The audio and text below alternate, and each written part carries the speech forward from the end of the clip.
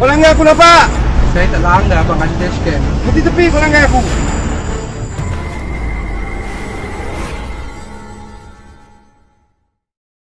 Dia yang cuai, kemudian nak minta duit orang pula. Itulah yang berlaku di dalam video ini, apabila seorang lelaki bertindak memarahi pemilik dashcam serta mengarahkannya untuk memberikan wang.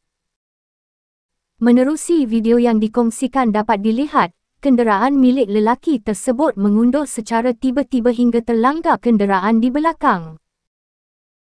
Bukannya mahu meminta maaf, malah lelaki tersebut bertindak memarahi pemilik dashcam, seolah-olah pemilik dashcam pula yang bersalah.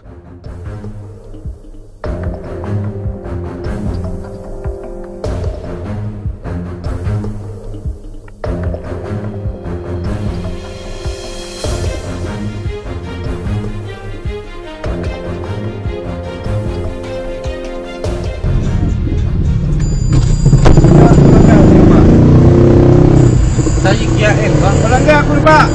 Bang, saya Gia N. Ah? Saya Gia N dari tadi. Kau langgar aku nampak?